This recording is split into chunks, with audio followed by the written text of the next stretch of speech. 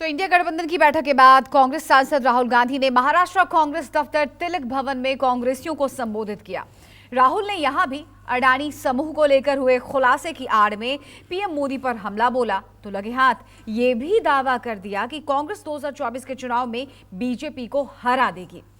कर्नाटका की तरह तेलंगाना, छत्तीसगढ़, मध्य प्रदेश और राजस्थान में भी जीत का परचम लहरा देगी।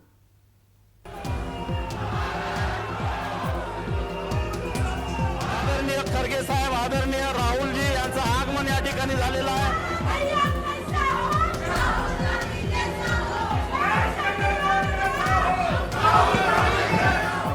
मोदी जी आए थे तो उन्होंने कहा कांग्रेस मुक्त भारत, याद है आपको नारा?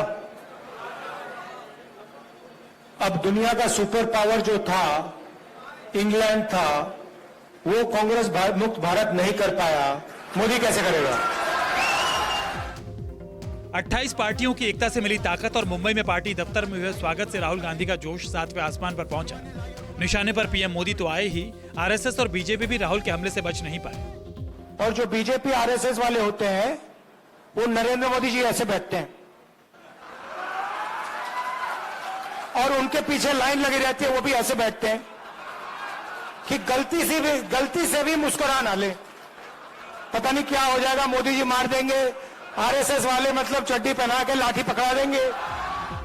कांग्रेस और बीजेपी का फर्क समझाते हुए राहुल गांधी ने आरएसएस पर जमकर तंज कसा। पार्टी कार्यकर्ताओं को गुदगुदाया, जोर जोर से हंसाया। किसी भी आरएसएस के कार्यकर्ता से पूछ लीजिए, 100 का ग्रुप होगा तो उससे पूछ लीजिए, भैया आप एक बात बताओ, आप में से कितने लोग घर छोड़ के भागे? सारे हाथ उठा देंगे कि सब भागे। फिर पूछना भैया वापस कितने गए? एक हाथ नहीं उठाएगा। क्यों? क्योंकि इनको पहले से नफरत इनके दिल में डाली जाती है। कार्यकर्ताओं से मुलाकात हो और मोहब्बत की बात ना हो, यह तो मुमकिन ही ना थी। राहुल ने फिर अपने अंदाज में दोहराया कि कैसे मोहब्बत के जरिए नफरत की जीत होगी। मगर अगर इनके दिल में नफरत है और मैं इनके पास चला गया, मैं गले मिल गया, कहा भैया बात क्या है, इतने गुस्से में क्यों हो, नफरत क्यों है, थोड़ा सा प्यार दिखा दिया, नफरत मिट जाएगी। सही बात है ना? तो उनका काम नफरत करने का है, हमारा काम मोहब्बत करने का है। उनसे भी, उनको भी नहीं छोड़ना। मतलब हमारे यहां पे तो मतलब मोहब्बत की दुकान खुली हुई है, सुपरमार्केट खुला हुआ है यहां पे, मगर हमें उनके बाजार के अंदर घुसना है, उनके घरों में जाना है और उनके घरों के अंदर मोहब्बत की दुकान खोलनी है। राहुल ने एक बार फिर अडानी समूह को लेकर आई नई रिपोर्ट पर भी मोदी सरकार पर निशाना साधा, इस दावे के साथ कि पीएम मोदी का अडानी के साथ पुराना याराना है। और मोदी जी सोचते हैं कि उनका और अडानी जी का रिश्ता कांग्रेस को मिटा देगा। आपने देखा होगा कल 2 दुनिया के सबसे बड़े फाइनेंशियल न्यूज़पेपर्स ने कहानी लिखी, शर्म की बात है। कहानी में लिखा था $1 बिलियन हिंदुस्तान से अलग अलग देशों में गया, वहां से वापस आया। अखबार में लिखा था कि मोदी जी का अडानी जी के साथ बहुत करीब रिश्ता है, पुराना रिश्ता है। 2024 की रेस के लिए कांग्रेसियों की हौसला अफजाई करने पहुंचे राहुल गांधी ने यह भी दावा कर दिया कि तेलंगाना, राजस्थान, एमपी और छत्तीसगढ़ के नतीजे भी वहीं आएंगे जो कर्नाटक में आए थे। कांग्रेस पार्टी से डर नरेंद्र मोदी को लगता है, आरएसएस को।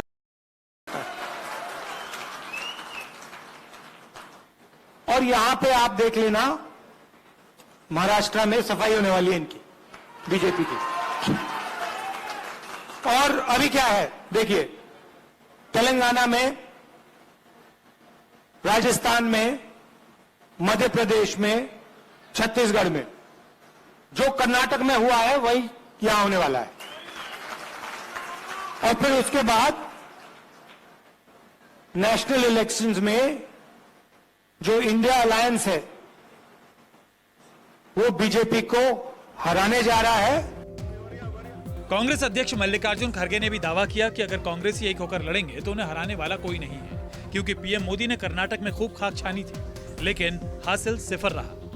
आपको मालूम है कर्नाटक में कैसा मोदी दिल्ली से आकर गली गली फिरा तो भी लोग वोट नहीं दिए। बहुत सबको कुछ ना कुछ बोल के भड़कावा, लेकिन कोई उसको देखे नहीं। जिस जिस जगह गया उस जगह हारते गया। महाराष्ट्र में कांग्रेस आगे है, सभी तरफ लोग राहुल गांधी जी को देख रहे हैं। जो इंसान कन्याकुमारी से लेकर कश्मीर तक पैदल चला, 4000 से ज्यादा किलोमीटर चला, उसके तरफ सब देख रहे हैं। जब आप एक होकर लड़ेंगे आपको हराने वाला कोई नहीं है। मल्लिकार्जुन खड़गे ने यह भी इल्जाम लगाया कि राहुल गांधी को खामोश करने के लिए सत्ता ने उनकी संसद सदस्यता रद्द करवाई थी, लेकिन राहुल झुके नहीं, क्योंकि उन्होंने गरीबों की लड़ाई का संकल्प ले लिया था। डिस्क्वालिफिकेशन ये किया था मोदी और मोदी के लोगों ने गुजरात में साजिश करके, और कोई गरीबों की आवाज नहीं उठा सके, अनएम्प्लॉयड यूथ का आवाज नहीं उठाना, इसीलिए वो उनकी आवाज बंद करने के लिए उन्होंने उनके ऊपर झूठा मुकदमा करके उनको डिस्क्वालीफाई कर दिया। राहुल जी ने पहले ही दिया था। इससे पहले जब पार्लियामेंट चल रही थी तो 2 साल पहले उन्होंने कहा था डरो मत, और आप डरेंगे तो मरेंगे। इसीलिए डरना नहीं, हमको लड़ना है, आगे बढ़ना है। तिलक भवन में कांग्रेस के तमाम कार्यकर्ता बेसब्री से राहुल गांधी का इंतजार कर रहे थे, क्योंकि मुद्दतों बाद वो महाराष्ट्र कांग्रेस के दफ्तर में आने वाले थे, कांग्रेसियों को जीत का मंत्र देने वाले थे। इंद्रजीत सिंह के साथ रमन कुमार, मुंबई, न्यूज़ 24।